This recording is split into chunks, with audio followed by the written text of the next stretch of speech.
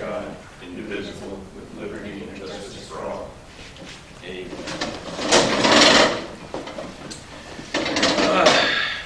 I'd like to call to adopt the agenda. And a consent calendar. Is there any question on the agenda? What about the closed session? Are you reporting anything? We came out of closed session at 7:21 with nothing to report. I move to approve the agenda. I'll second that. Any changes? No. Public? The consent calendar? No. Agenda. Okay. The agenda. Well, no, we'll just talk about what's on the agenda. Call for a vote. All those in favor? Aye. Aye. Consent calendar. I have no questions. I move to adopt. I have a couple of questions. Shoot. I mentioned this to you earlier, Eric, about email addresses for the board other than their personal email. I think you had said something about a limit on marinwood.org emails. Is there such a limit, and what is it? There is a limit. I believe it's 25. I haven't had a chance yesterday or today to actually inquire, but I think it's 25 total email addresses, and then there's also a data storage limit. I don't know what that is off the top of my head, but I know there is one. Okay. So I'd have to look into that. Okay. All right. Any feeling for how many accounts we have open currently? I think there are 19 full-time staff. All of them have So pretty close to an that. account. Running out of room. Okay. Thank you. Yeah, that would be good to just understand that. With regard to the meeting minutes of the last, I can't remember which one, to tell you the truth, there have been 3 of them. But I made a comment based on a letter that we received from a member of the public. And then during that discussion, there was a comment about Marinwood being like the Marin Municipal Water District. And what I basically meant to say is that, you know, we have something in common, and that is we both have, you know, huge amounts of pension liabilities that we have to pay down. But unlike the Marinwood, or the Marin Municipal Water District, we're not trying to hide that fact and pass expenses off for other things, when indeed most of the money will end up going to pay their pension obligations. So I just wanted to make that clear. Excuse me, are you amending the minutes or just adding to the minutes, something you did not say last time?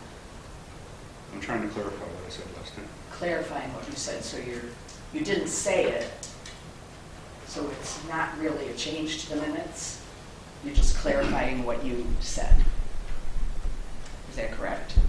I'm trying to clarify what I said. Thank you. Anything else? No. Isabel? I have no questions. I made the motion. I noticed our overtime kind of climbed from the previous period. Because we had lost Dean. Yeah. When he was here working, we were basically a full staff of 9. When he left, we went back to having to fill one of the spots. So. So we're doing bills paid too? So, hang on for a second. I had some questions on this. Do I get to speak? Yeah? Okay. Okay, there. Okay, fine. Yeah, it was the draft minutes and the bills paid is the fourth one. Okay, all right. So I have a couple of questions on the bills paid.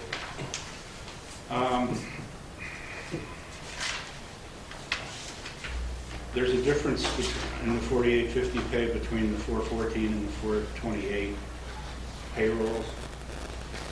It's rather substantial. Do you have any idea what that was? Without looking them up really quickly, I would say that's probably because Captain White's 4850 ran out. It ran out? Okay. As of April 18th was the last day of Okay. his 4850, so he was using some sick time. Got it.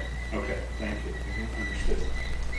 The tennis program for $6,000, what period does that cover? A month. It's a month. That's a month?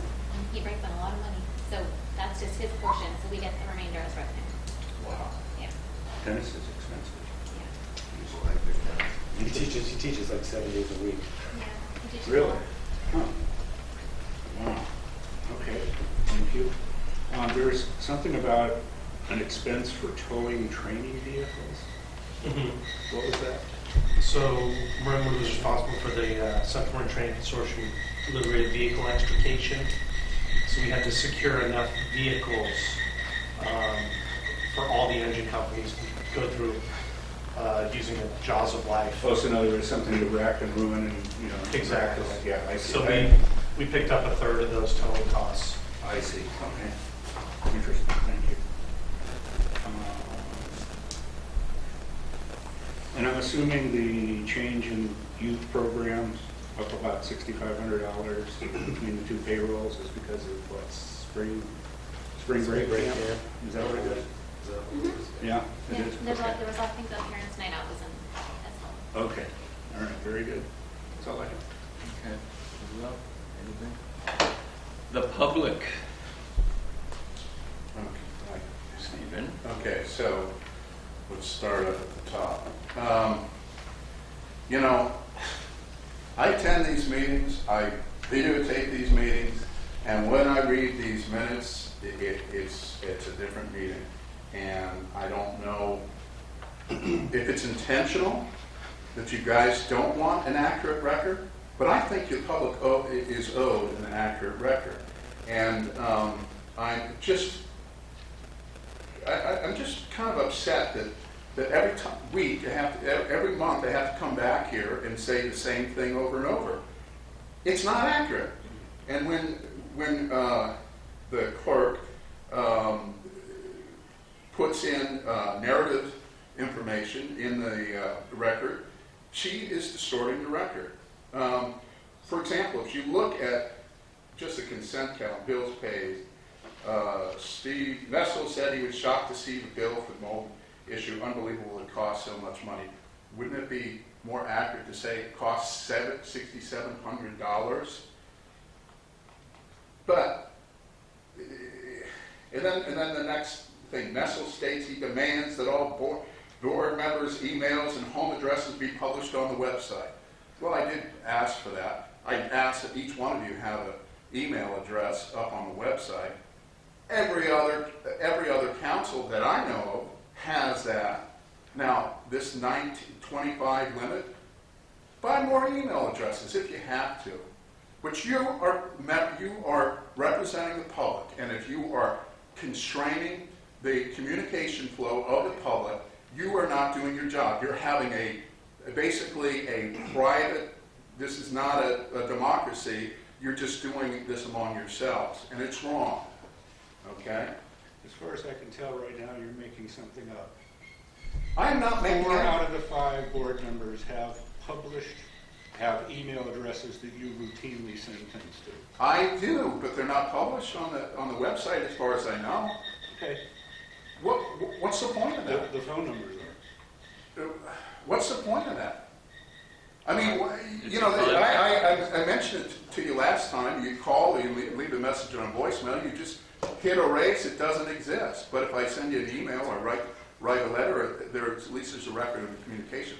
That's why it's important. Why is it important for you not to have it, is really the You question. have also sent emails to the district manager asking that There is no verification of that. You can, Damon Connolly, every single politician in Marin has an email address, except you guys, as far as I know. Everything that you sent to the district manager asking... Well, you guys don't want to listen or respond to emails, so Would maybe you please it's... stop interrupting me? Can you, I don't want this to turn Well, I into thought an it was my time. It is your time to talk in a reasonable manner instead fine. of being argumentative. Well, I don't know about argumentative, because if we do have alternate Continue. points of You view, have something else? there will be You have argumentation. something else to say? I would like to understand why the board doesn't want to publish their email. Because I have another member of the public that wants to talk too. Okay, well, Just about the same thing. let's continue on here. I don't see it stated, but in the budget meeting, Eric, who should be an expert on all things, especially the Brown Act, falsely said that there was not to be public comment prior to the meeting. That is expressly false, and I can quote you that the Brown Act section. He's mistaking it for a different type, an emergency meeting. That was not an emergency meeting. So basically, that last meeting that Eric said we don't have to hear from the public, he was incorrect. Now, one of the things that I said in the last meeting, and I thought it was very important and should be part of the record, I also sent each one of you a letter concerning the legal requirements of constructing reconstructing the maintenance shed.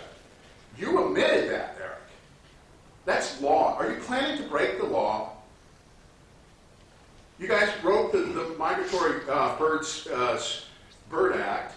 You plan to go fly in the face of 8 public agencies and try to sneak that by everybody? Or if you're really trying to do that, I'm going to tell you right here and now, you're going to have problems, and it may bankrupt the district, and I don't care.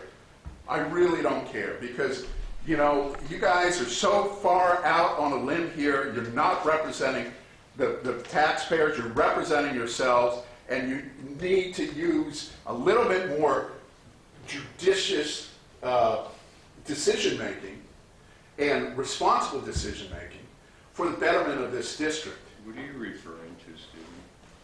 I was referring to a letter I sent to Eric on the stream conservation ordinance. Now, I haven't contacted public agencies. Quite frankly, it's my wish here every time I come here is, please, guys, just follow the law. We're not necessarily going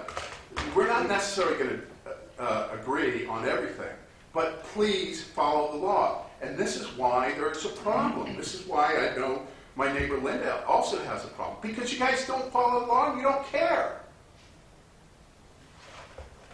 I have more things to say, but this will be for the rest of the evening, so I'm going to yield my time. Linda? I just wanted to say one thing about why phone numbers and not email addresses are posted for our board members. Do you remember last year when Justin got that little bitty phone call that scared him? And he did not want to have his phone number posted, he wanted emails posted. Our board, there was 5 people on the board, and they had a discussion about it, and it was decided that no email addresses were going to be posted, that phone numbers were going to continue to be posted. And I just wanted to remind you, that's how the decision was made. I think Okay, thank you. that could have been the reason why, but it's not a legitimate reason. Anything else? I move to approve the consent calendar. I'll second that. All those in favor? Aye. All right.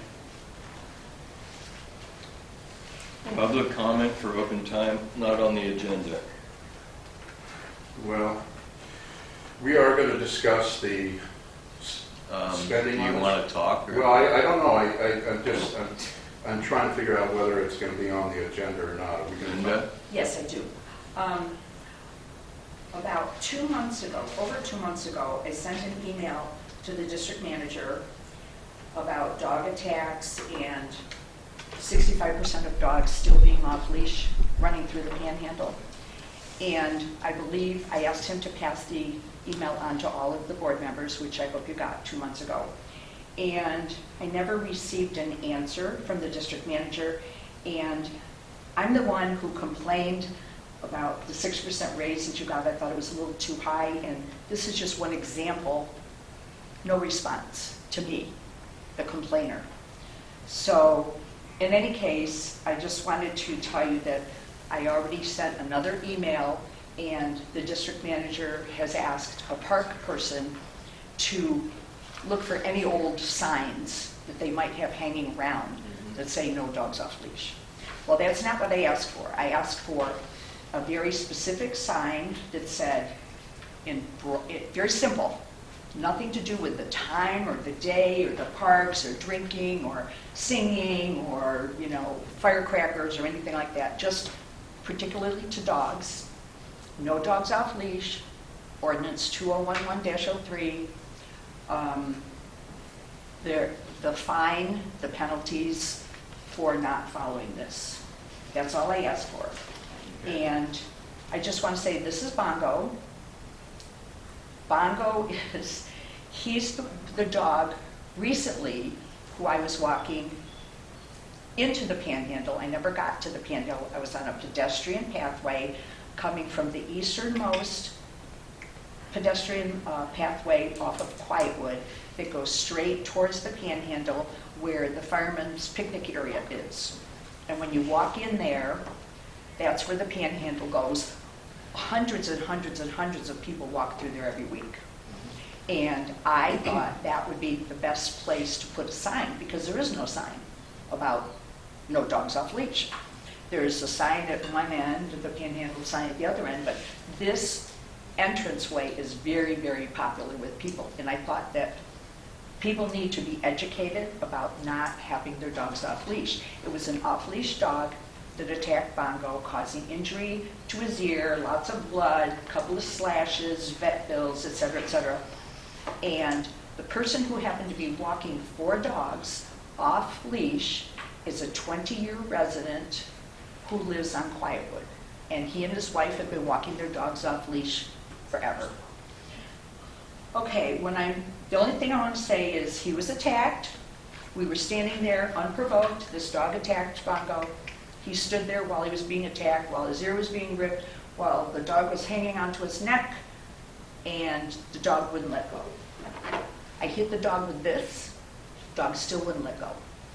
John, the man who was walking the dog, grabbed my arm, pulled me off, put fingerprints in my arm that lasted over 2 weeks.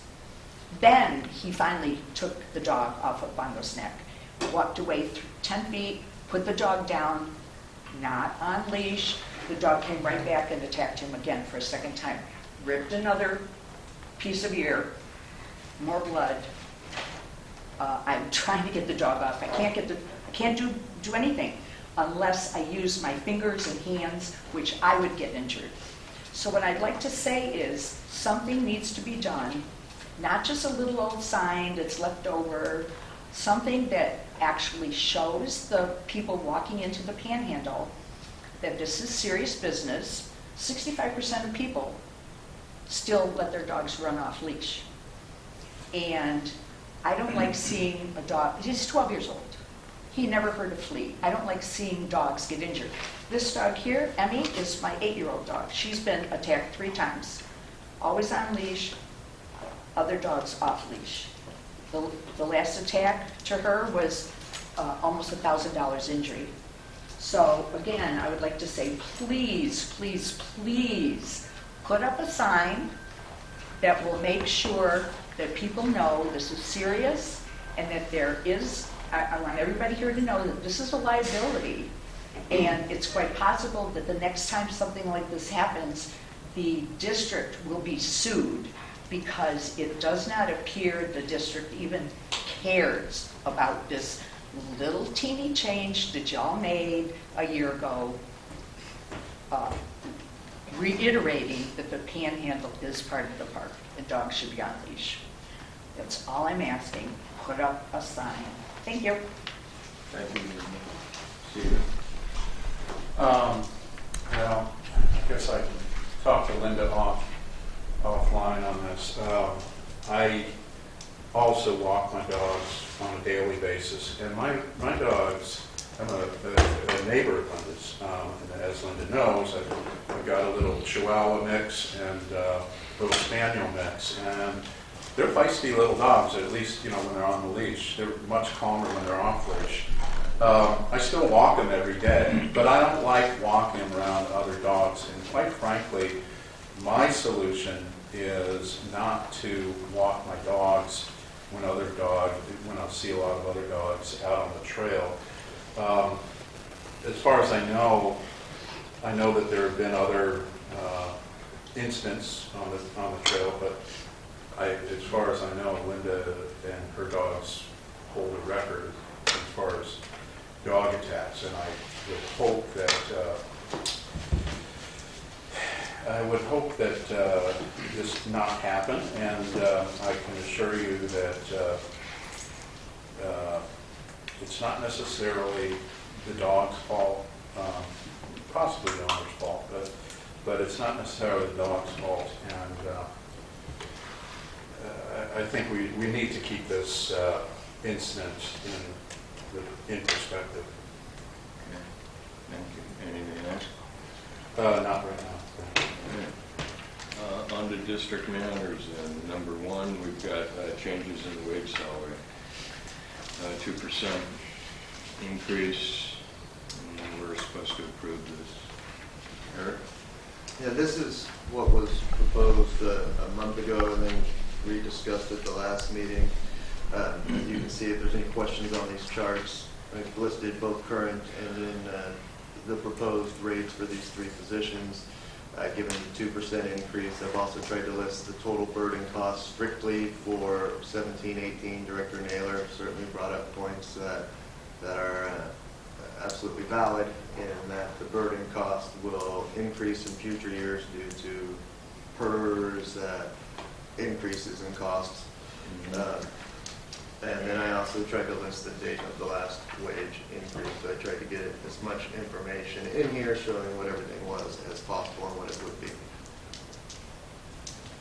Thank you. Any questions? Jeff?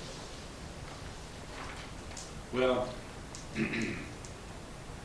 overall, I don't have any particular objections to long-term employees who have not been compensated in a while and are deserving occasional changes in their compensation.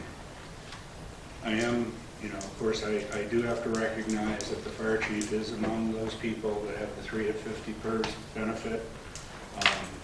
That is something I would love to see change, but I'm not making these comments because I don't think the chief is deserving of a 2% raise. I'm making them because through no fault of his own, he is a participant in an unsustainable pension program. One of the things I wanted to ask is, in order to grant a raise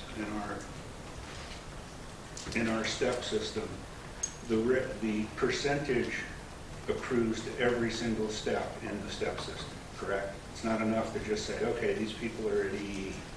The way the current salary schedule is written, yes. The way your pay schedule is written and produced, yes. Okay. Now, for these three positions, there is only one person in each position.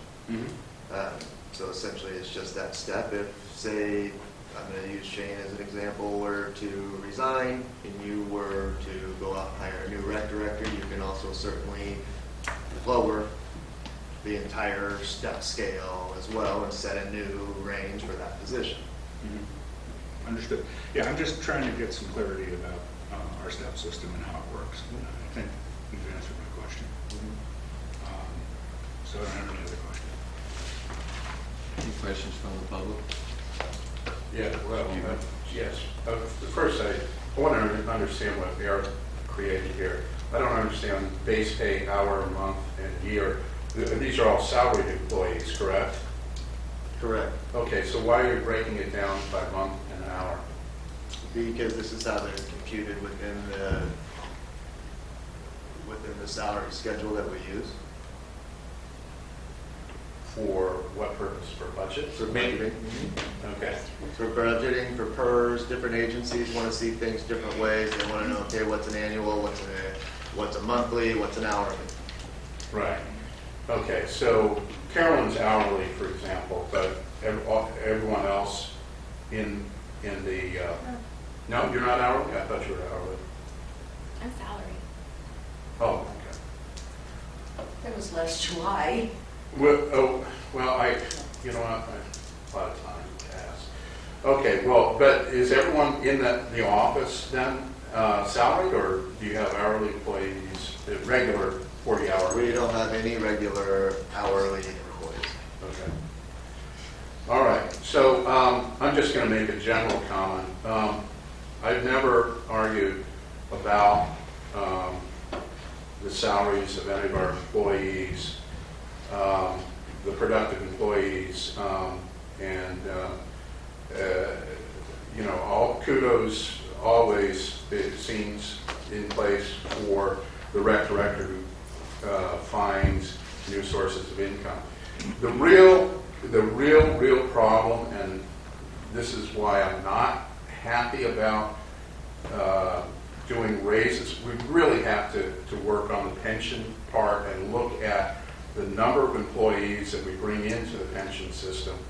We got to fix that, and otherwise, I mean, we're heading off the cliff. So that's the only comment I want to make on this. Just have a real quickie. I know that the chief 3 years ago refused his raise that was offered to him. And I would like to say, Chief, please take this raise if approved this time, because you are worth it. Don't go looking something, you know, and tossing it away, because you're worth it. Take it, I please. am accepting gift horses. Okay, instead of a 2% raise, let's give Tom a gift horse. That'll help contain costs. But then I'm gonna have to build a whole new facility. We can put that in his mouth. Oh, wow. Make it a small one, but It's lots in of gold. sparkly. Right. Did we call for a motion? I move to approve. All three? All through. Okay. I will second that motion. All those in favor? Aye. Aye. Aye. Proposed budget. Okay, well, I tried to give you a pretty detailed memo in terms of what came out of the last budget meeting. I know we've gone over this multiple times in multiple public meeting settings at this point. The format hasn't changed, it remains the same. A couple notes that I would say on the storm damage. These are very much estimates at this point in time, and the reimbursement level is based on a set formula from that estimate. It should be noted that there is certainly the chance that the reimbursement won't be realized within fiscal year 17-18. Depends on how long these take to get done, how long they take to turn it around. Typically, if I can only speak to OES turnaround on, say, wildland fire assignments, those usually come back within the same fiscal year. But my point being is that there's the opportunity that within this fiscal year, the reimbursement amount might not be realized or received by June 30th of 2018. With that said, it doesn't mean it won't come in at a later point in time. I think, you know, as was also pointed out, Director Schwartz recommending that this be included is simply so that it is a budgeted item. I left it in there even though there is an opportunity it won't be received this year, to show that there is a level of reimbursement that is anticipated at some point in time with this expenditure. So that might end up being pushed over to the balance sheet as sort of a accounts receivable. Exactly. Yeah. Okay. But the expenditures are going to arrive this period. Yes. Wow. Yeah, we have, and I can get more into that meeting later on in my district manager report, but basically we have an 18-month clock that is now ticking by which to complete this work. We did, I can tell you for the fire department, we did very high estimates.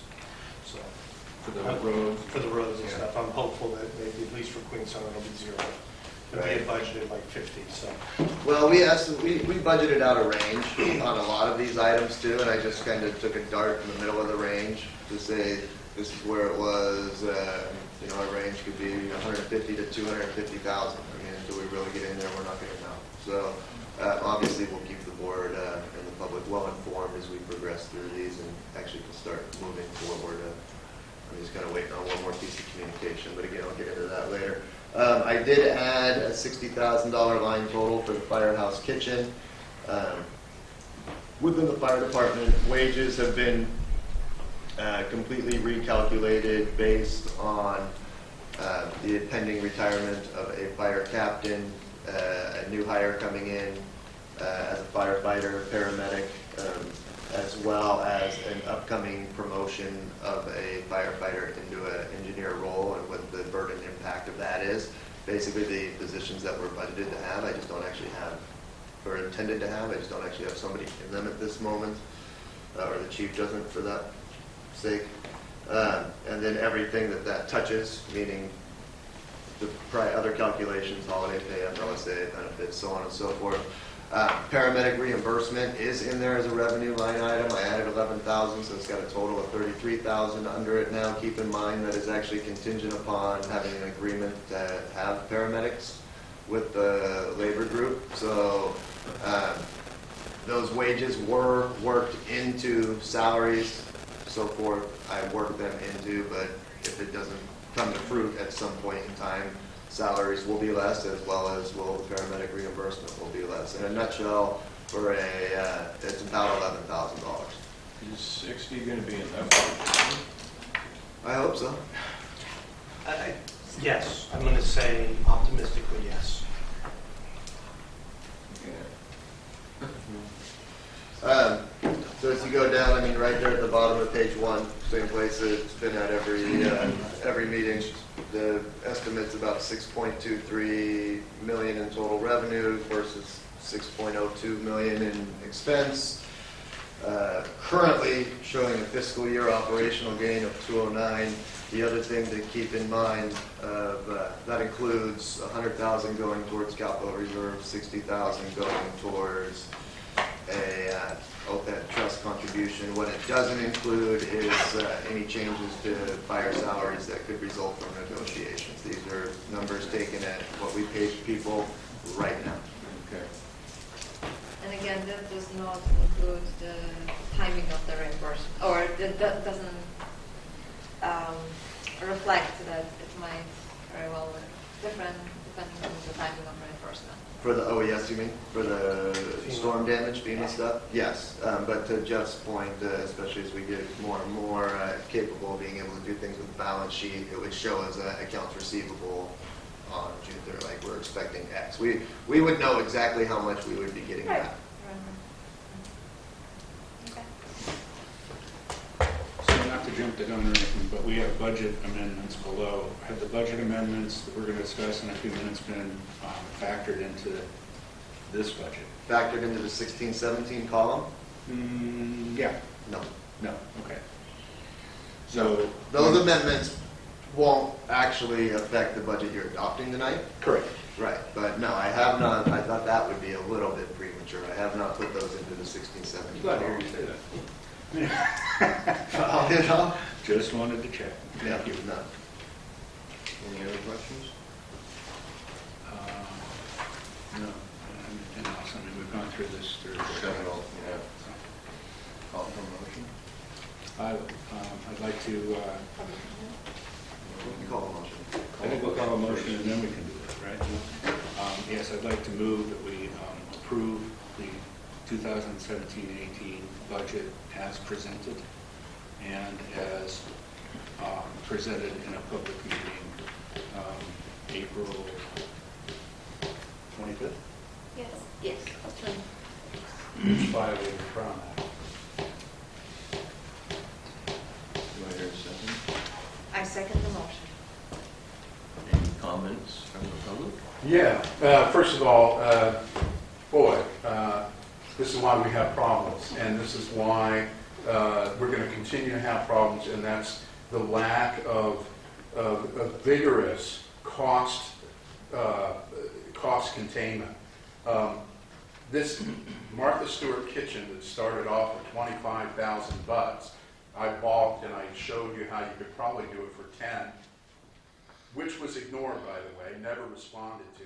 Put up drywall, bring in commercial equipment, done in a couple of weeks. We're now up to $60,000. The chief is already contracted with an architect on it. Because we need an architect, because it has to go through a permit process with the county. Okay. What we're doing is we're following state law. that we are required to follow, and if we don't go through this process, which, yes, I agree with you is unfortunate and costly, we're subject to litigation and we're exposed. You're not subject to litigation, Chief, if you put up drywall. That is just nonsense. You're talking about, you want to do full-on remodel, which is not needed here. If you replace drywall, you have our maintenance crew do it. It's not complicated. But anyhow, you've done it. Going down the road. Now that $60,000 that we're spending on this remodel was never in any of the plans discussed here. It was presented as an emergency. And so this is what blows out our budgets. And then, of course, we do have legitimate emergencies like the stream, and then we have all these emergencies as a result of neglect, like the maintenance shed. I mean, we're never going to get ahead here. And to get ahead, what we need to do is we need to trim costs. We need to watch the number of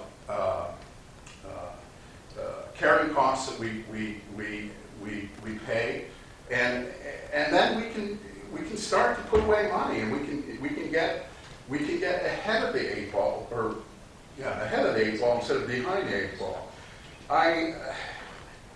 It just makes me sad is what it does, because you know, my neighbors across the street, they're retired, they're living on Social Security, and here we are, we're just pissing away money as far as I'm concerned, and you know, it's much easier to be Santa Claus than it is to be the Grinch, and I guess I'll be the Grinch, but someday, your legacy, all 5 of you, everyone here, it'll come to roost, and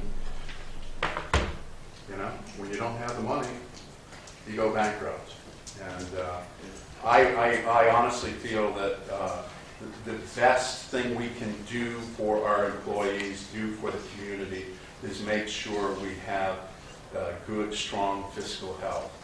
I know you guys, some of you guys have, actually all of you have financial backgrounds.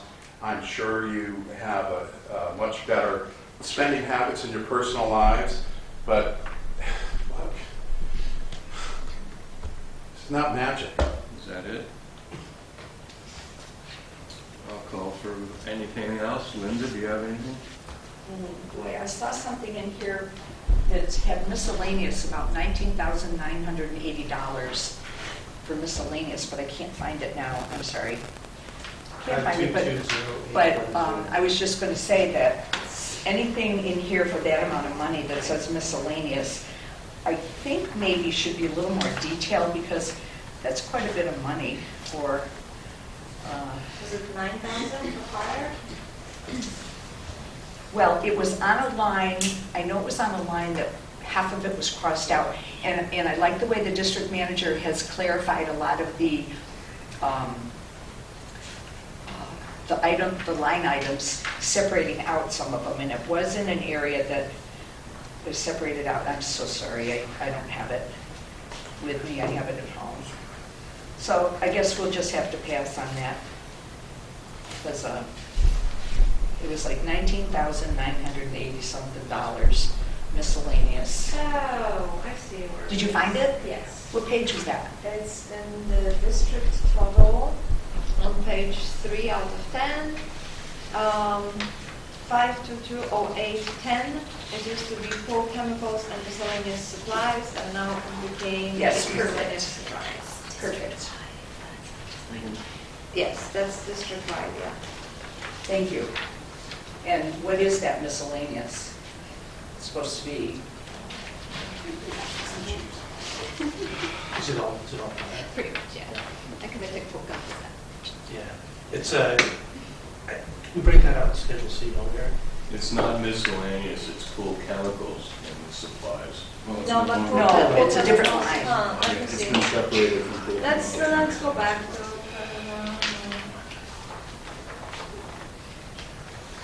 it's says miscellaneous There is supplies, an explanation. pool chemicals. Yeah, these are things like first aid and medical supplies, replacements for gloves, safety gear and equipment, wildlife coats, wildlife pants, turnout coats, turnout pants, gloves, helmets, suspenders, Nomex hoods, That's why it's goggles with miscellaneous. retainer, turnout cleaning, basic helmets, extinguishing agents, flashlights, signs, miscellaneous, food, and emergency supplies.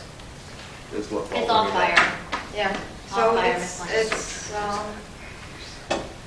when you follow it on page 9, like 18,500 is due to the listed fire expense.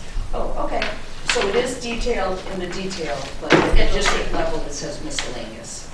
Thank you for clarifying that. I did not see that. Okay, call for a vote. Aye. All those in favor? Aye. Aye. Now that, is that include the expenditure authorization? Increased cash held in Wells Fargo payroll account. So we're bumping it up, Eric?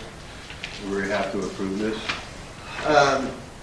Yeah, you should. I'm asking you to, right now in our Wells Fargo, we have a revolving nominal balance of $160,000. That was established several years ago when the county, or when the district got off of using the county to process their payroll for them and started using an independent payroll vendor called AccuChecks. It comes directly from, their direct deposits and everything come from this Wells Fargo account. We now, CalPERS is imposing a requirement, mandating it, that all pension contributions can no longer be paid by check. I included the CalPERS memo in there. They have to be paid by an electronic means. We cannot do that from our county treasury general fund. It's just not a possibility anymore. So what I am proposing is we add $15,000 in nominal balance to the Wells Fargo account from our general fund account to make up for this difference, and we will start processing those payments directly from there and reimbursing ourselves from our general fund account into our Wells Fargo account the exact same way we do every 2 weeks with payroll. Makes sense. Okay, and this will cover the Bi-weekly. monthly cost. Bi-weekly costs. Bi-weekly. Bi-weekly, correct. yeah, every Yeah, month. exactly, which you'll, every 2 weeks, it's about $13,000. Correct. Correct. And that's why I just rounded it to Yeah. 15. It ebbs and flows with the summer season with the fire department. Understood. Yeah, no way out. Yeah, unfortunately, there really isn't. The county doesn't have anything to say about this. I mean, we've already got a pre-existing account that we use for payroll, so we don't have to go and ask permission. can We do don't this. keep our books with the county anymore. All we'll be doing is writing ourselves a check from our general fund and crediting it on the balance sheet towards this. So it won't necessarily show up as an expenditure towards the department. It'll show up as a cash outlay from our equity into. It's a transfer of funds. So you're exactly right. That's pretty much what it is. Okay. Won't change the balance sheet. Also motion? I move to approve the increased cash from From 160 to 160 to 175. In the Wells Fargo payroll account. Very good. I will second that. Anything from the public? No, if you need it, do it. All those in favor? Aye. Aye. Budget amendment? Great. This is what I'm proposing is listed on there. I apologize, I didn't really add a lot of detail behind this, so I'll verbalize it really quickly. The district traditionally, in every year past leading up until this year, has needed to perform a budget amendment because SAP and the county would put a hard stop on expenditures when you reached your budgeted threshold until the board would amend, and then you could adjust your budget within there. However, it's also a good practice in the eyes of our auditor and our audit that it keeps, it allows him to know that the board has been updated and informed and concurs that, you know, some of these items have over or significant underruns. Every specific expenditure that I chose in here have all been things that we have talked about in multiple public meetings: water, sewer, garbage. It's been asked about the heavy equipment, and in going through the Q1 and the Q2 budget to actuals, noted that these are most likely going to need an amendment. There are also items that I have brought down specifically, most notably on the revenue side. We budgeted for a max grant amount that at the time we felt we were going to get. The chief actually voluntarily reduced that amount based on items that we actually needed, which also reduced the expenditure as well. So that's why those two are down on the fire side. Otherwise, everything here shouldn't be of any level of surprise or not discussed multiple times in past meetings. And it's something that we have to do every year. You don't have to do it But it's a anymore. good practice. It is a good practice. We're not going to have a hard stop. We can run as far over the budget as we choose to. The county's not going to tell us we're no longer going to give you money because they don't control our budget anymore.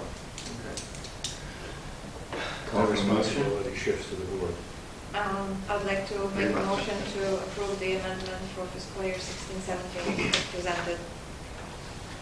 I'll second that. I have one question before we vote. Ask away.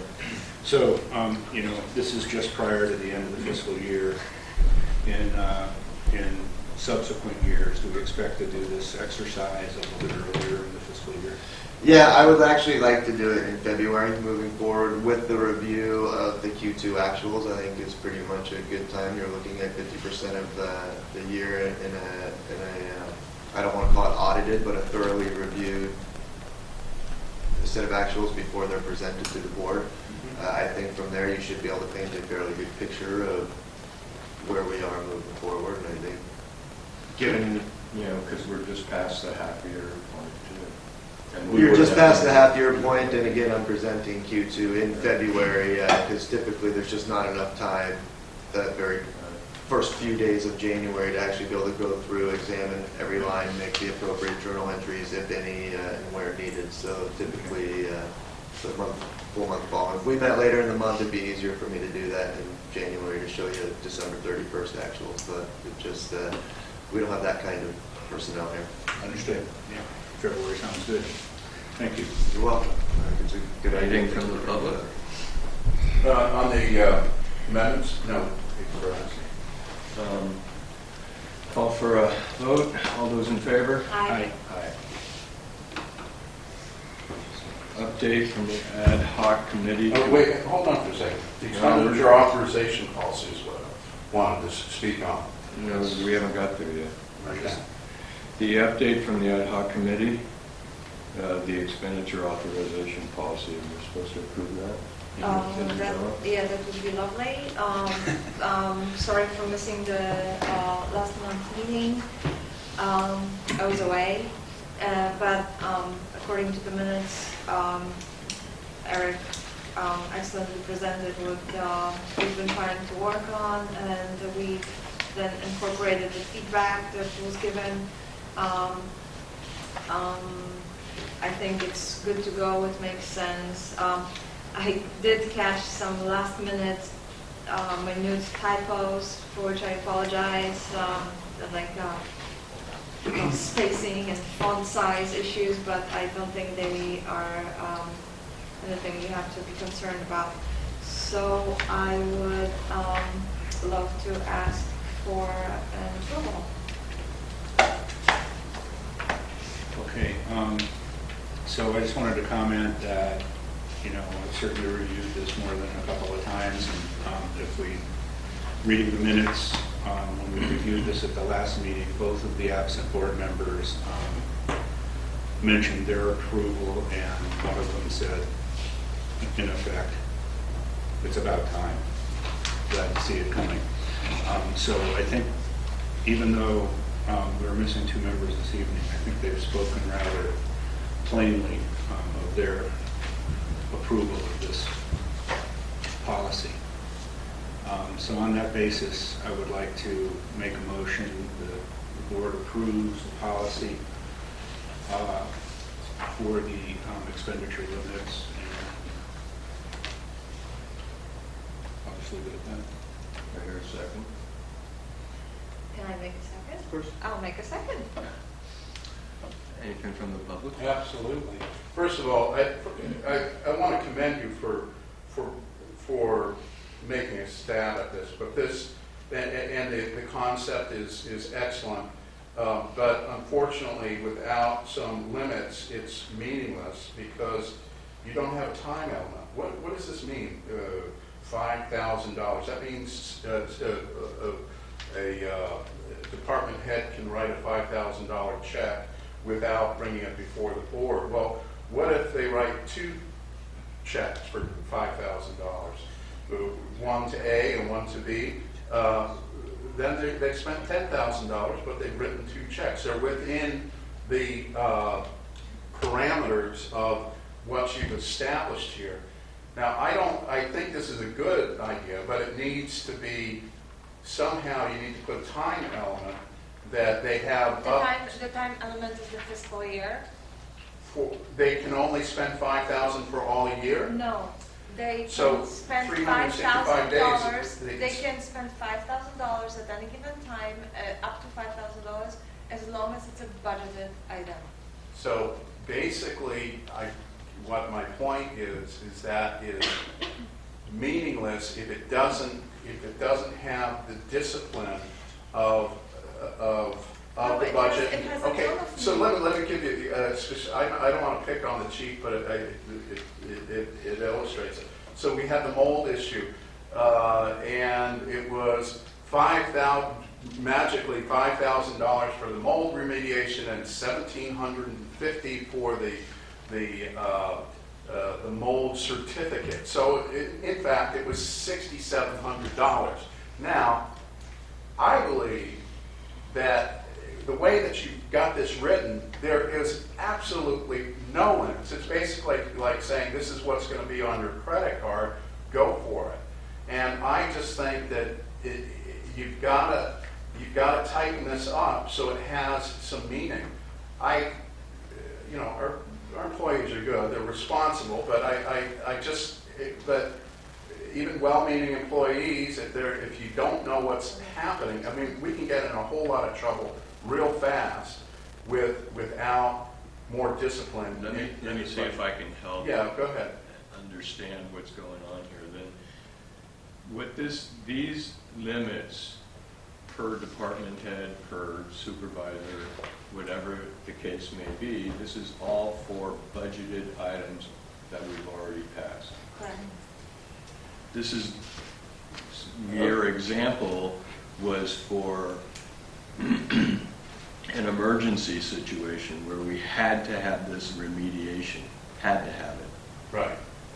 Yeah, there's just a surprising amount of $5,000 expenditures that happen, and I've noticed over the years, not just this year, but over the years, and it just seems like, the employees, bless them, they have the idea that they want to spend money certain ways, and it gets spent before the board has a say at it, and I think that's wrong. I think you need to bring this, you guys, if you're going to have any hope to control the budget, you've got to control the budget, and you've got to...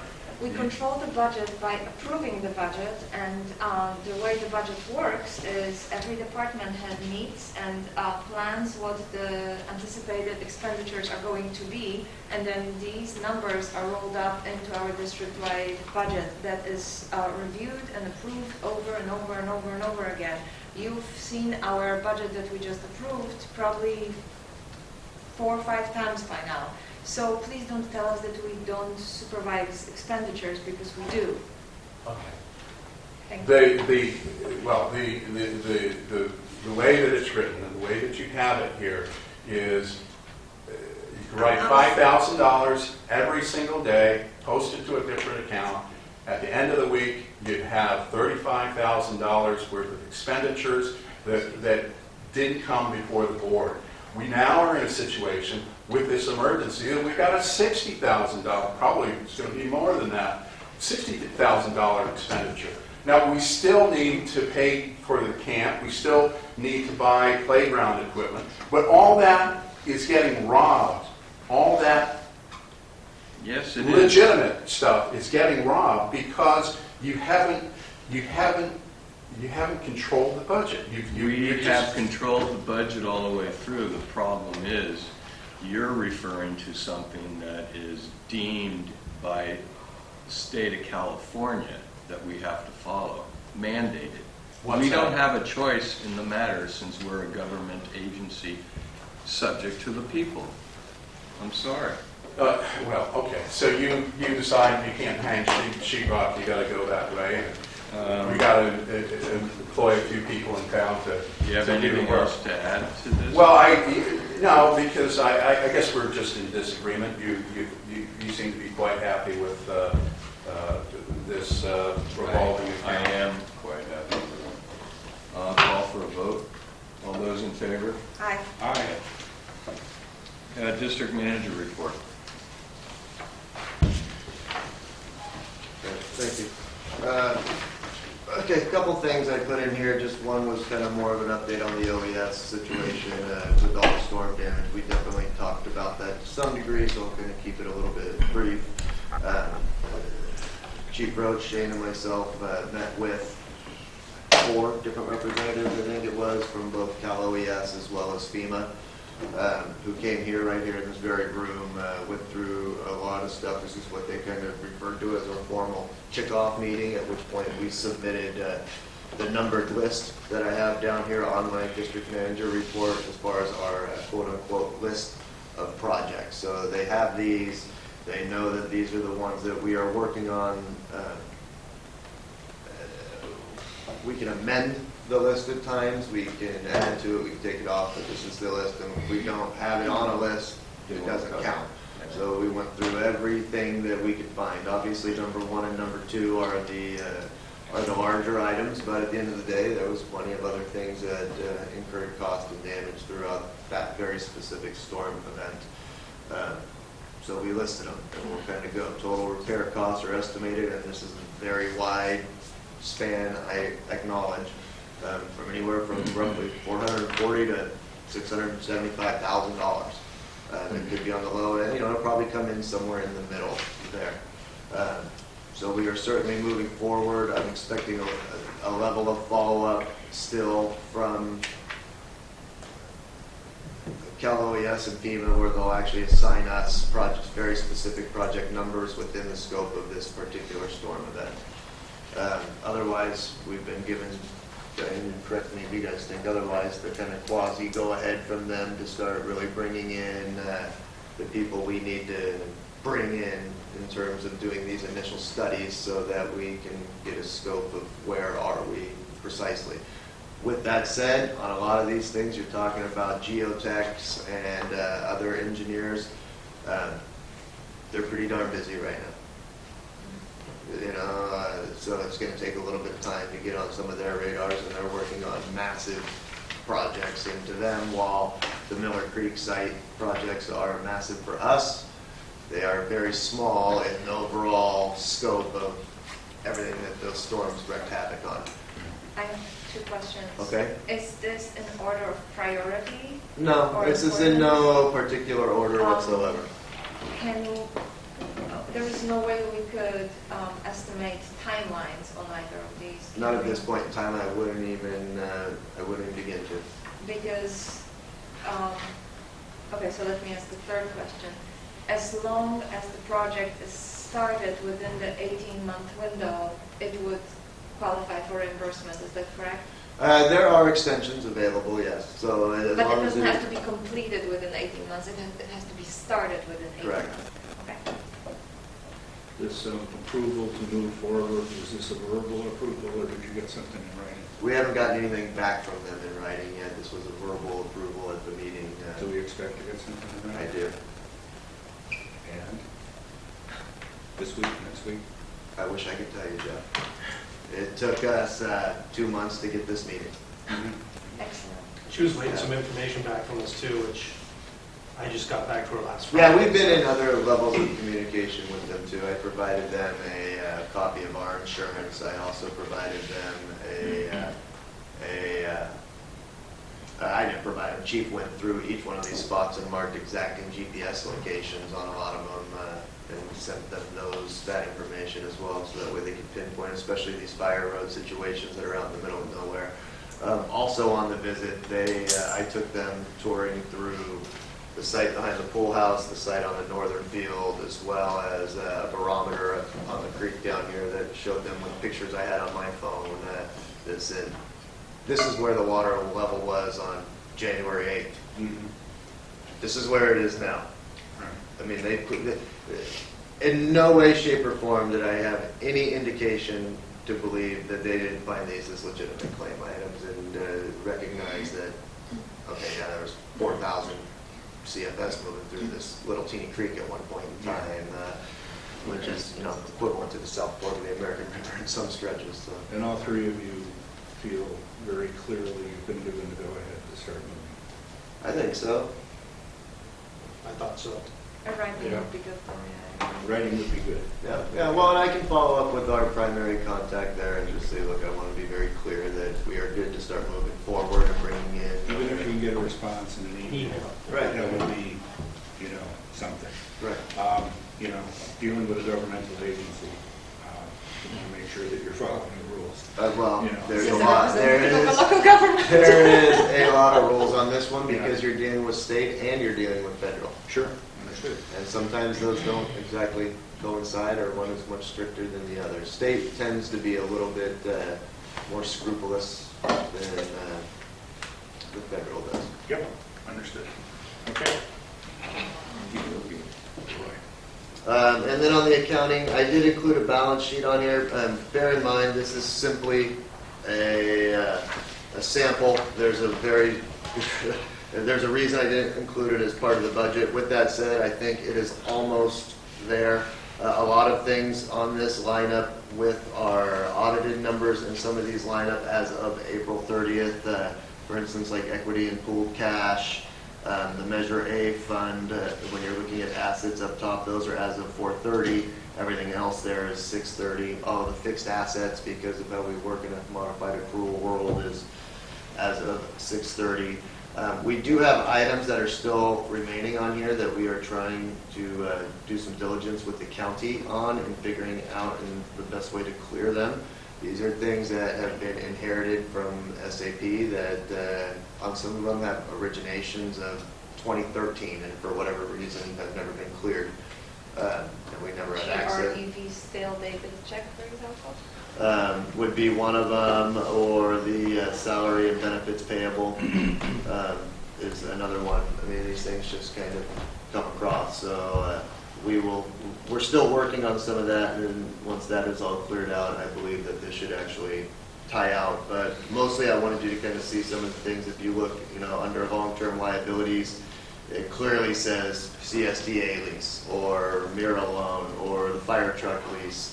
It also clearly lists out our unfunded accrued liabilities within our other post-employment benefits, as well as our net pension liability that kind of comes through our actuarial reports and then verified through the audit process.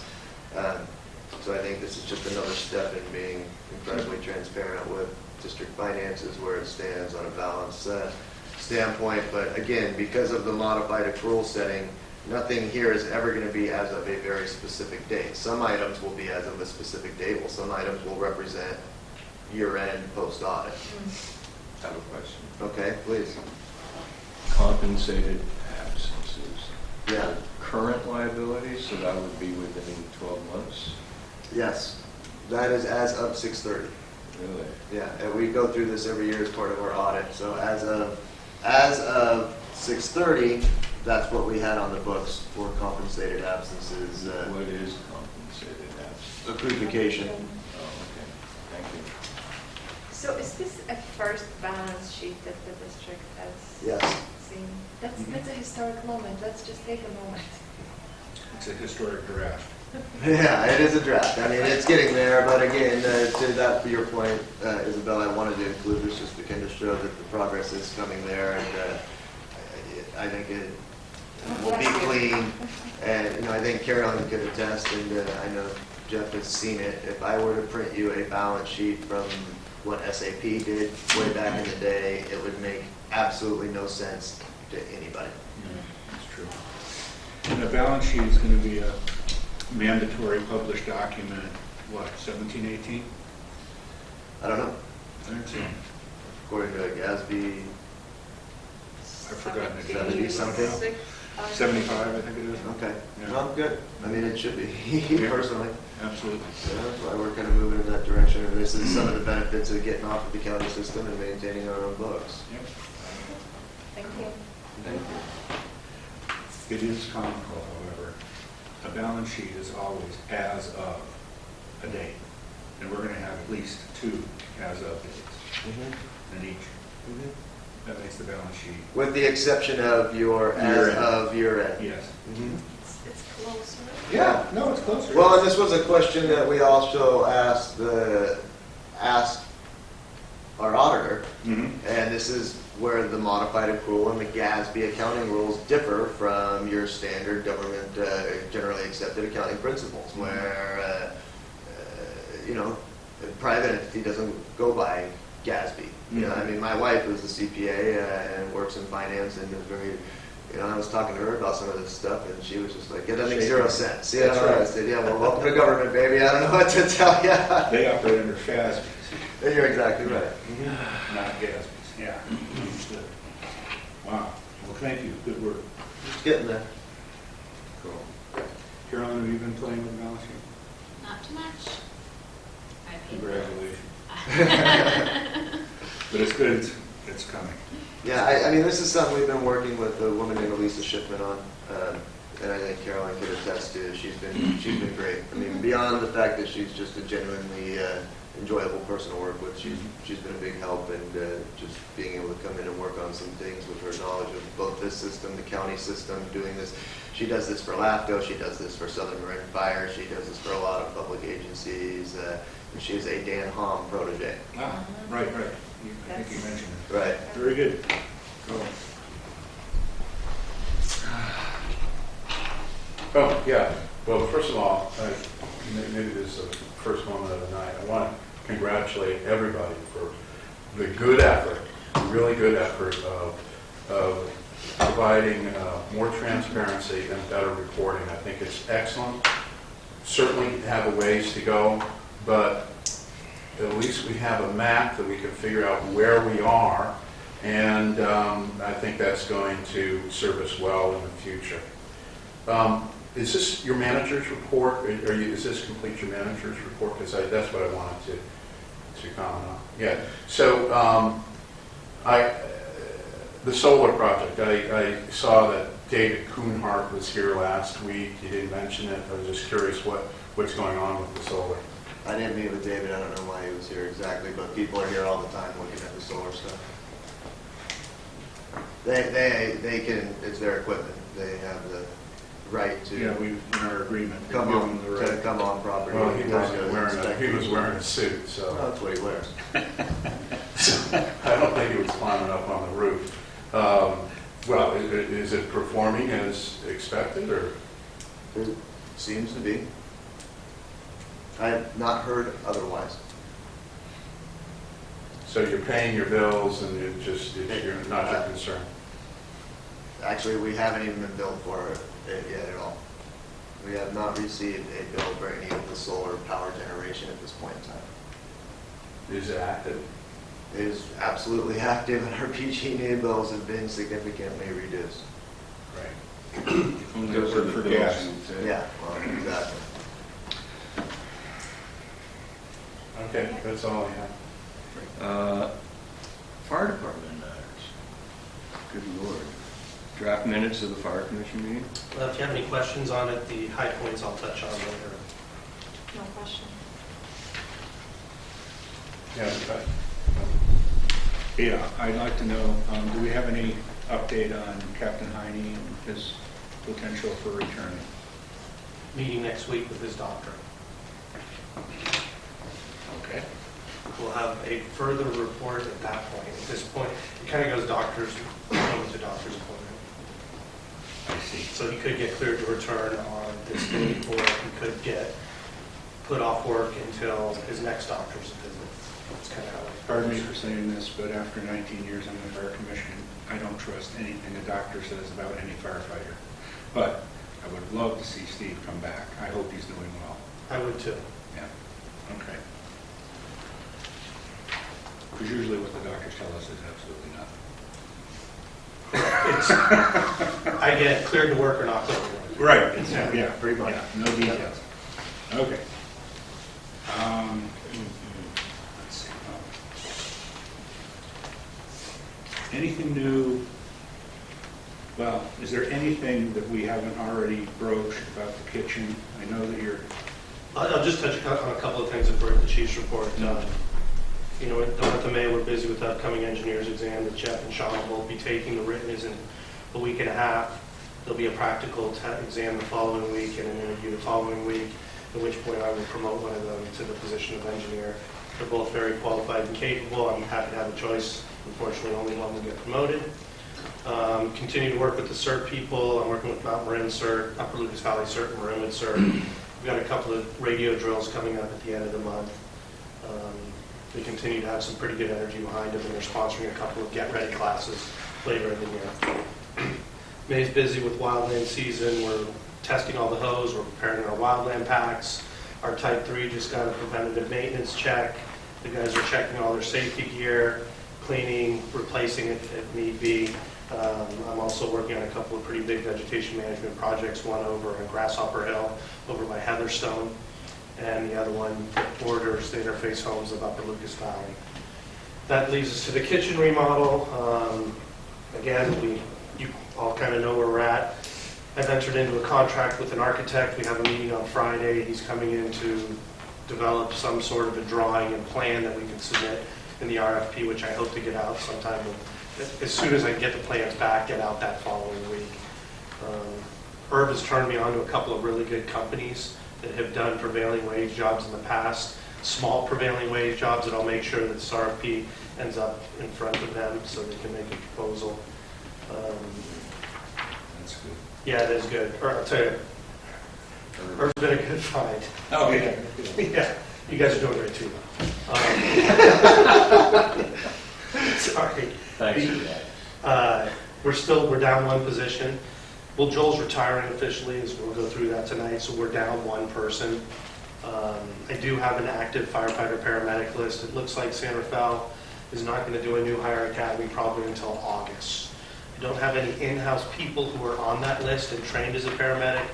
I have one or two people who are close to be trained and certified of all our firefighter qualifications, so they are possibilities as a temp hire in the short term in the summer should we need it. Ideally, Steve would come back this month. We'd have 9 full-time paid guys, 3 on each shift. And if the fire season gets busy, I can hire a temp short term, and then we can hire a full-time firefighter paramedic again when the new hire academy comes in August. With the amount of rain we had this winter, we expect fuel levels to be, I can tell you that fuel levels are off the charts. There is so much out there. These 2 projects that I've looked at, I looked at both of these projects last year, and the additional fuel that's come over this winter is amazing. Just on the trails. Yeah. Queenstone did not look like that last I've summer. never seen it like that. You should see the weeds in the medians. Should see the I saw should something see on the next weeds door in about my that. house. okay. I'm curious, you're our representative to MIRA. I don't know where the appropriate place is to ask questions about MIRA, but since we're talking I'll tell you what I know. anything new? They've entered into a contract with Motorola, who was the sole bidder on the project. And what I came to learn is that really these projects it's kind of territorial. There aren't a whole lot of companies that are able to do a project at this magnitude. And there's like a subcommittee, some pretty sharp people who went around the country and met with a few different companies. And like one was in Tennessee, and they did like areas in that part of the country, and they met with Motorola. Apparently Motorola does a ton of work in the west and the southwest. And they met with these people and they showed them the RFP, which was like 180 pages. It was crazy. But the other 2 big companies that typically bid on projects like this said we're not going to bother because logistically their costs will be so high we won't be able to match what Motorola does. So they're working with Motorola to refine the contract. It continues to move forward. That's about it.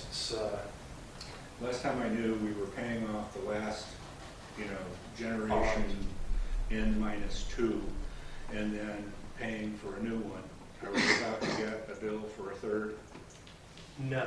This is part of the second, isn't it? This is Yeah, so, that's true. no, you're paying for Gen 1 pond, Yeah. which you'll pay until 22, is that right? 2022? Until 95,400 and one more dollars is paid off. Yeah. How much? I'd like, it might, 95,401, it actually according to might our be, balance sheet, it's Jeff. actually 2021 because it's through 2022, but we have money in the bank to pay that, so you're paying the bond through 2021. But Gen 2 is going to be paid for through a parcel tax. So that parcel tax was on your property tax bill this year. So you paid an additional $36, I think is what it was. I see. They do have a senior exemption, not that any of you qualify. I'll look into that. Yeah. They're talking about the total cost of this project being $40 million. Yeah. And they passed a couple of bonds to secure that fund. Do you have any feeling for how often the technology turns? 20 years. 20 years. They're going to roll this Gen 2 project out probably 2018, 2019, and they're going to have to replace it in 2039, and they're working on financing options for that now. Wow. Huh. That seems like a long lead time, or a long span for technology, but, That's what we got out of this one. yeah, no, Yeah, 97 was when we turned it on, flipped the switch. It's going to 2017. okay. Very good. What's the maintenance of the equipment like? I mean, is You know, it- they have a contract with county radio to do all that. It's, the technology's starting to break down, so those costs are going out. Okay, thanks. I'll stop now. That's okay. I can tell you, I'm on the e-board, I'm on the governing board, I get a ton of stuff. A lot of it is like way up here because it's radio techies. Yeah. Be happy to give you whatever you'd like. I'm just mostly interested in the deals. Yeah. Okay, thank you. Isabel? No question. Stephen? Yeah, concerning the chief's report, first of all, this is, actually goes back to Carolyn, you were talking about the kitchen, but you didn't, kitchen remodel, but you don't mention the price. You mentioned the price tonight, but I believe it was discussed at the fire commission meeting, and therefore it belongs in the meeting minutes. Look, the fire department does great work, but let's face it. We are essentially a satellite operation of San Rafael Fire. 2/3 of our fire calls are apparently in the city of San Rafael, and yet we're paying for it. This small community of 6,000 is paying for it. We don't have commercial revenue. There's only 2,300 homes, and we've got people retiring. We've got people out on disability. We're going to retire someone out on disability tonight.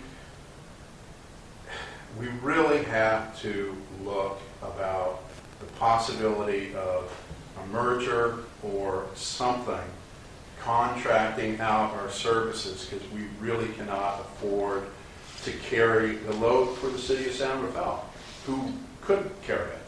I think now there's some issues that have come before us. I guess you're in a legal problems, which to my ears sounds very petty, but I suggest if it's a small amount of money, not go to court with it, settle it, and then start really looking seriously about alternate ways that we can provide services, just like we provide police services to the community through the sheriff's department. It's going to be the best thing for the employees. It's going to be the best thing for the city or for our CSD. And I just think the sooner we get on top of this, the better off we'll be. I know the city of San Rafael doesn't want to take it on, but they may change their mind if we stop, say we don't want to be in the shared services agreement anymore. And bottom line is, it's math. It's all about math, and the numbers don't add up. And so we can pretend it's not a problem, but you got to deal with it. And the sooner we deal with it, the better. I'll just piggyback on Stephen's comments, and I've been involved in a number of merger discussions and studies that have been pretty in-depth, and Marinwood kind of operates on the cheap. That's how we survive here at all levels, park, rec, and fire. The surrounding agencies don't, and when we've done the math in those previous studies, it hasn't added up in Marinwood's favor. That's not to say, moving forward, there couldn't be some other options that I honestly believe the district should employ and that should get started in looking at in the not-so-distant future. So, sustainability is always an issue, and if there's a more cost-effective way of delivering services, we need to look into that. Speaking of that, when does our shared services agreement end? It's kind of a Open-ended? perpetuity. One, That's the word I was looking for. one group has to basically say 90 we days. want out. Exactly. There's a 90-day escape clause. Exactly. Otherwise, it's enforced. Hmm.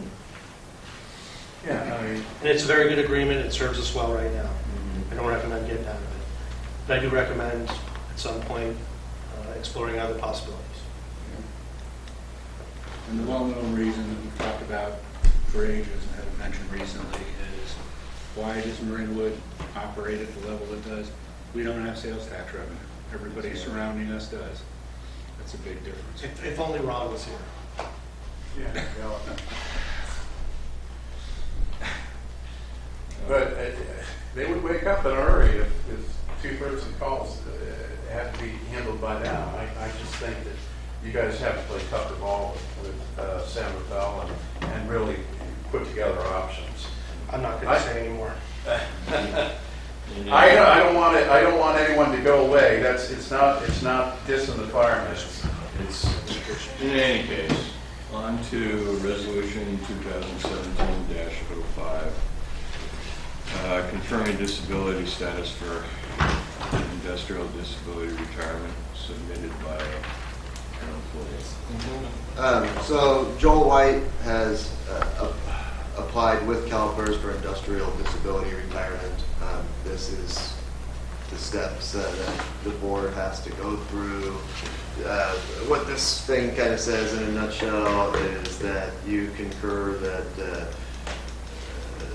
Joel White will not be able to return to his position due to injury, and that the injury happened as a result of his performance on the job. You've seen the applicable parts of a qualified medical expert report that basically states he's not going to be a firefighter again, and also lists the things that, obviously it's been a long workers' comp case, and he has, to his credit, certainly attempted to go through various levels of rehabilitation and come back to work. This has happened a few times throughout the course of this injury. He's just at a point where he's not going to be able to come back to work due to his injury. I do want to clarify where you see advanced disability pension payments will be made. These are simply advances. This is made by the district. That number is calculated by taking his average 3-year base salary amount and timesing it by 50%. He's at 350. What's that? He's at 350. He is a 3 at 50, but this really doesn't have anything to do with that. This just has to do with taking his average. The mandate for ADPP is you take the 3-year average base salary from his previous 3 years and you divide that by 50%. That's how you come up with that number. The district will pay this to him. CalPERS will reimburse the district directly for it and let us know when to stop paying it. This is so that he continues. He gets some level of income while they are processing his claim, his retirement and pension. The same thing we had to do with Captain Baglow when he retired, and in fact, I only wrote one check. They picked it up by June, so Quickly. yeah, they moved it pretty quickly on that one. Yeah, other than that, I mean, this is a pretty straightforward comment. This entire resolution is a CalPERS template. Fill in the blanks. I would like to move to Great. I'll second that. Any other Uh, comments? Comments on it? I mean, you know, I guess this is the way firemen retire. Look, how many years do you think we can do this? I mean, somebody's going to get screwed at the end of this little game we're playing. And you know, I have hopes for you guys, but seriously, if you don't control costs, this is why, quite frankly, we can't afford to pay for firemen for the city of San Rafael. Of course, they can't pay for them either, but you know, when I hear all this stuff, I hear taxes are going to go up, and they're going to continue to go up forever. And you've got two classes of people. You've got the government workers with all their fat pensions, and then you got everyone else in Social Security and whatever they have on their 401k. And I just think that the day is coming. Well, the day is coming. Let me ask a question. If we don't approve it, what happens? I have no idea. He doesn't get the check. If you don't approve this resolution, I honestly don't know what exactly would happen. I mean, he's applied, CalPERS would probably wind up forcing the hand. And we're going to end up paying it anyway. Well, paying what though? I mean, we're not paying anything. No. What I'm saying is, Reimbursed, isn't it? its pension is paying its pension. It has nothing to do with us. Correct. This is not coming out of our budget. I believe what you do by signing this is you acknowledge that Joel It's not coming back. was injured on the job and is unable to return to work. Right. That's it. Mhm. I think that's all this is. Yeah, this is. Because it's not going to cost you any money.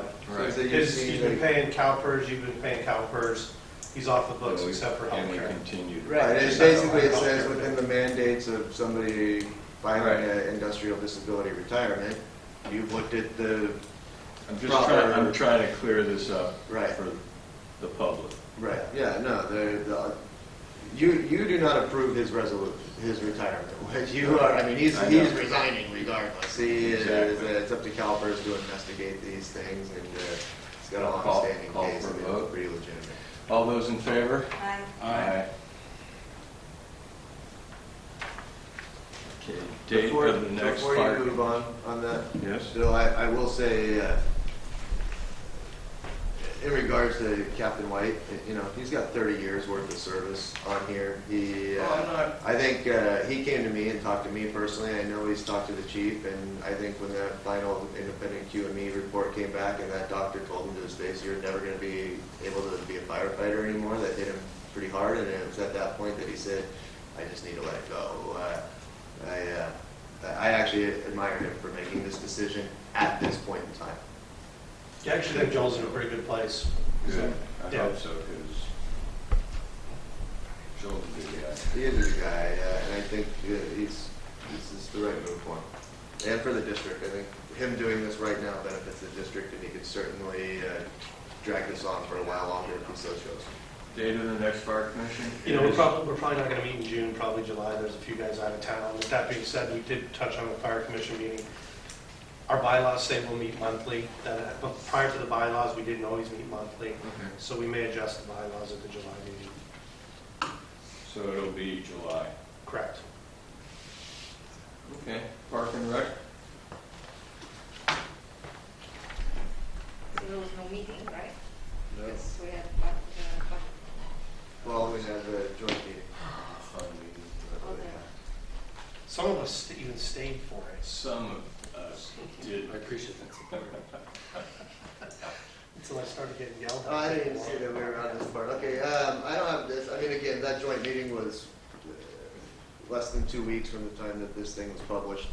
I think coming out of that joint meeting, it showed, you know, there was 3 potential locations that were identified, one being the same general area of where it is now, another one being closer to Miller Creek Road in that same general vicinity, and a third one being adjacent to the firehouse over here.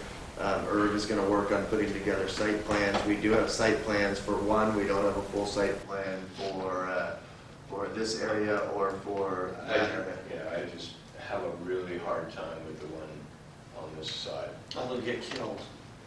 They'll get smashed by coming out of the gate. Bad idea.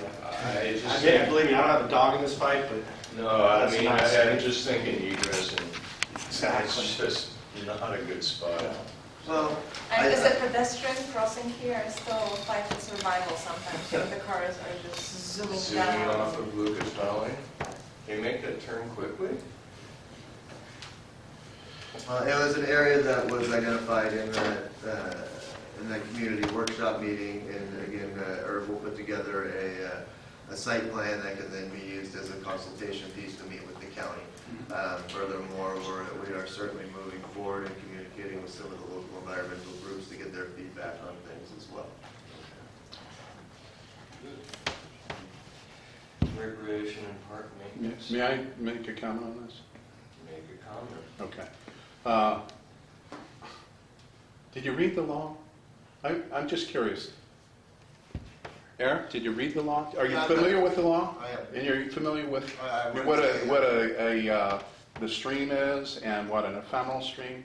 And so all that land, the entire bit of land, including the frontage place, that is not buildable land, period. Okay? But I suppose that's what the county will tell us when we talk to them about it. Well, but then you've got 7 other agencies, okay? And then you also have environmental groups.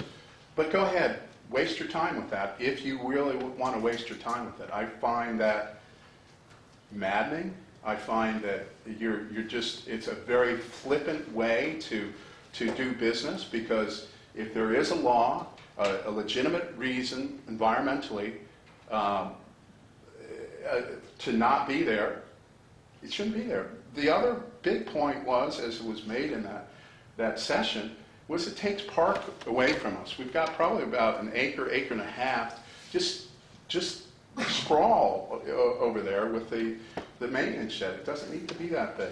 Now, as far as locating it over here, I don't know why you need to use Lucas Valley Road as an entrance point. My thought was to use Miller Creek Road, possibly using reconfiguring the firehouse driveway somewhat and approaching it from the front. You're only coming in and out of there once or twice a day, so I don't really see that that's going to be an issue of interfering with access with the fire department. So, but you don't have any other choice on this plot anywhere.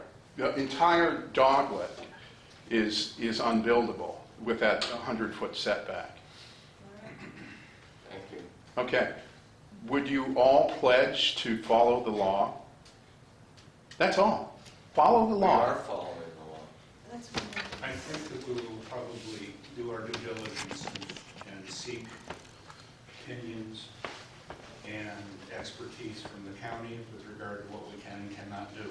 If you're going to try to get a special deal, special grandfather deal, which it sounds like you're doing, I sent you all the links. If Eric passed them on to you, you know what the laws are.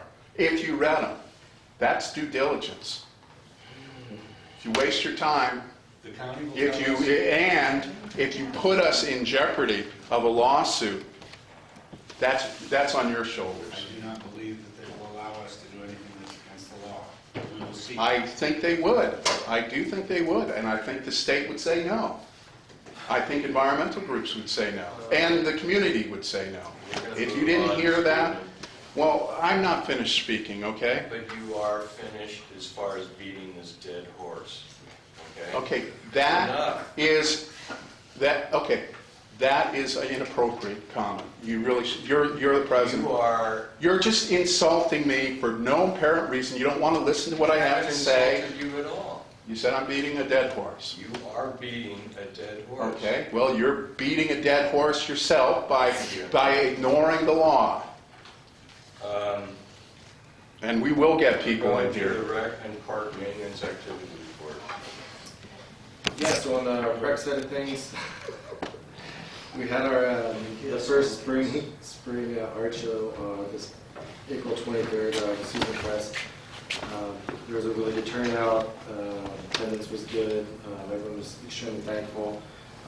So definitely want to give some kudos to Susan for putting it together for us. And it's something different that we offer.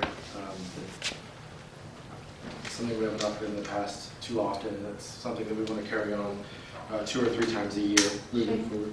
I'm sorry for interrupting, but would she be interested in joining after her retirement? Yeah, I've already spoken to her about it, so yeah, she's definitely interested in that.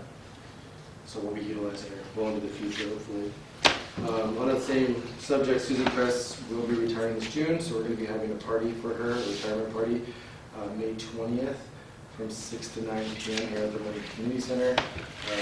Anyone from the public is encouraged to come. It's had kids in the program or that know Susan, so we're expecting quite a big turnout because Susan's had quite an impact on the community. Shane, what day is the 20th? This is Saturday. Oh, it's a Saturday. Yeah. Are we going to issue some kind of formal thank you letter for years of service, etc.? If you desire. I'm looking to As the a president. recognition, Well, I think it's as a valued employee for all these years. appropriate. She's been here since 32. 38. Yeah, 32 years. 32 years. And when was the last time it was for Tom Moore? Right? Yeah. Yeah. I don't see any reason why we shouldn't. It'd be a good idea. I'm sure you'll write it well. Should I write a proclamation? Is she an employee? Yes. She is. Summer camp registration continues to be strong. Most of our camps are full at this point. Right now, all the rec staff is just basically starting the countdown to summer, just getting last minute things together. Our staff are starting to trickle back from college, so it's been super busy. The pool has been operating fine. We did have somebody come out to look at the pool shell. I'm supposed to get their quote back tomorrow.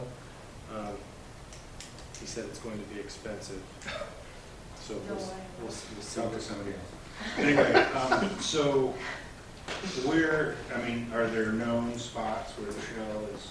Yeah, he said there was, all in all, he said we might be able to get another, 1 to 2 years out of it. He said there's some degrading in the deep end. You can see, you can visually see where a lot of the kind of fissures are in the pool shell. Also, they did some drainage work there the last time that we had a shell put in. The whole area is kind of defined now, so I don't know what type of patch they put on it.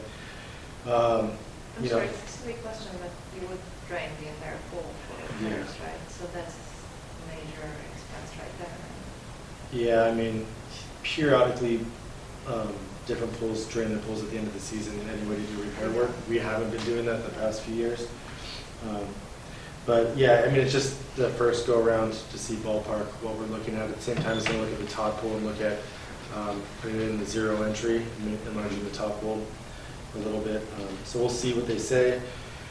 In another few weeks to a month, I'm going to have somebody else come out and look to see if there's any possibility that the main pool's leaking, not just from the shell, but through the pipage going back, because we've had that issue before. So we might do some pressure testing on both that and the top pool, because we are losing quite a bit of water, more than we have in the past. On something like that, Shane, if there is a problem where the drainage is, does that create problem with the soil underneath? I've asked that question. It depends how much it's leaking. There's base rock under there, so there's a decent amount of drainage. But in the past, we've had areas where we had piping going back to the pump room where there was some issues in the concrete on the deck. I don't think we're leaking as bad as we were in that specific instance. But we'll find out. Another silly question. How do you guys detect a leak? So if it's the pool shell, what we're going to be doing is Gary Goffler, who's done some more work in the past, He's going to come and measure how much we're losing per day, then we fill it back up. And there's like a baseline for evaporation, temperature of your pool, so there's a calculation you can do. That's fairly easy. That being said, with him doing it. But then with the pressure testing, they go and they actually set up. The pressure testing will happen in the top pool. With the main pool, because it's larger, American Leak Detection Pros will have to come out with their. They use a camera if they have to. They have in our pool in the past. But what they do is they actually take almost like a metal detector, measure sound, and they go through and they can actually hear if it's leaking. Like or they do not. in residences and stuff like that. Yeah. Listen. Okay. So I have a feeling it's going to be a long process, so we'll see what comes of it. I noticed the top pool was closed the other day. Is there a problem? No, it's just closed during early morning labs. All Yeah. right, fair enough. There's stuff to do labs in that pool. It is. It is. Not a lot of kids at 6 in the morning down here coming to splash around. Not for you. No, that pool I can handle. But overall, everybody's busy. Everything's good with the rec department as of now. Any questions with rec? Park maintenance activities. Beyond our general maintenance, we dropped off the new park truck this last week to get outfitted with the new bedliner and the other equipment that the board approved, and we get it back Thursday. So the truck will be complete as far as the adjustments we were going to be doing to it, the modifications we were going to be doing to it. We also had the pathways and our sidewalks looked at by Precision Concrete Company.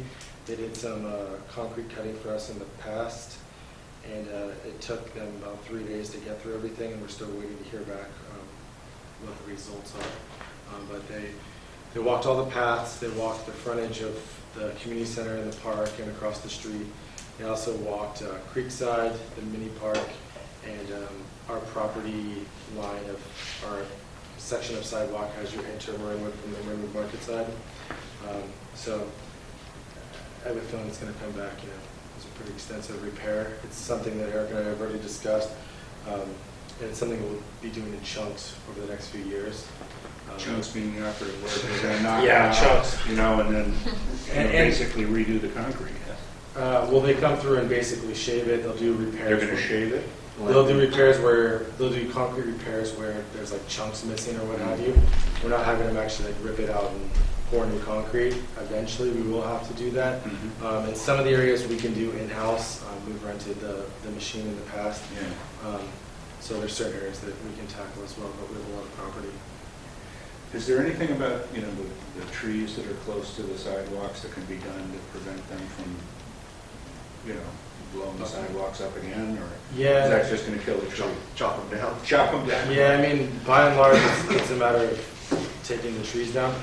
Isabella and I spoke, and it's come up in the past, along Miller Creek where the fields are, there's been over a number of years, the liquid ambars, there's been talk about taking those out because they're also on top of a gas line. Marinwood too? I mean, Peachton, No. next to my house, please. That would be a retirement given. So we're not doing any of that right now, but that has been discussed in the past, and moving the trees further into the turf area so that the streets are still somewhat tree lined. Liquid amber roots become as large as the trunk Yeah, itself. they're gnarly. And And they a couple are, from the path and peaching into my foundation. well, the one that was in my yard took me a year to get rid of the roots, Wow. I mean, to dig it's them out. this project along Miller Creek that has been identified by the Park and Rec Commission years ago. It's kind of a long-term and larger project that we'll at some point have to address. But so for now, I think it's Yeah, we're still it's getting just trip hazards. eliminating the trip hazard before we have 300 people walking up and down Miller Creek. But it's not the long-term solution. Long-term solution is to address it widely, eliminate the trees, relocate the sidewalk, and plant more appropriate trees on the other side. Yep. It looks so pretty in the fall. 2 weeks. Other projects that we've been working on, I've been really having the guys focus the last 2 or 3 weeks on the weeds. and the landscaping. We've been working also with land design. I've been working with them directly to really have them kind of hone in on the areas that needed the most attention. One of the board members requested I add that to my report moving forward, but just to give a little bit of a recap of what they've been doing over the past few weeks. They did all the weeds, majority of the weeds on as you enter Miller Creek from the Marinwood Market side. They also did pretty extensive work up near Blackstone. They've got pathways up there, and they have some medians. And then last week they were up at the Lucas Valley Burns, and they, I believe, completed those and also did some of the interior work into the Lucas Valley Estates area. There's quite a bit of mowing that they have to do up there. And I believe they hit the Lucas Valley medians as you come back towards the community center. This week they're going to be working closer in front of the community center, doing the medians out there and also working on some of the paths. So moving forward for the foreseeable future, I'm going to be kind of having weekly communication with the supervisors and double checking where they're at, and then going to go and oversee what they're doing until we get fully caught up.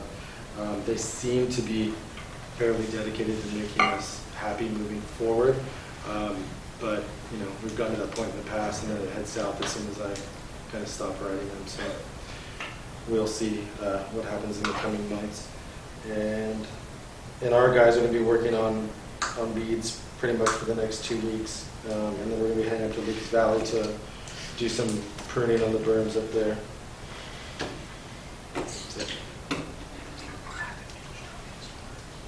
So there are routine weeds?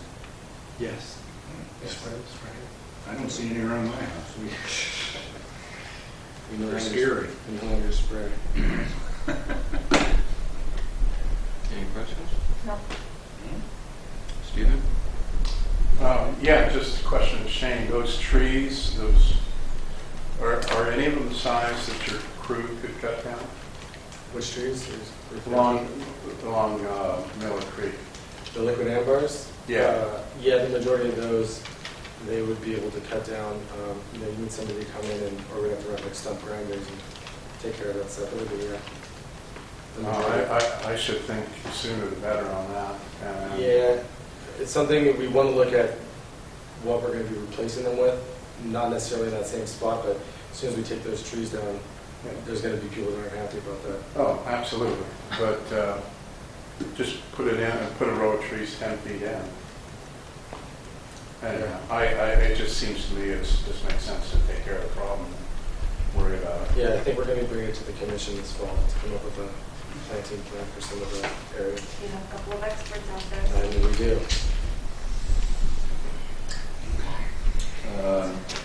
So you got a meeting coming up on May 23rd? Yes, we do. At Creekside. Creekside. We start our tours starting in May. We start a little bit early. You starting at Creekside? Yeah, and then work our way through the community.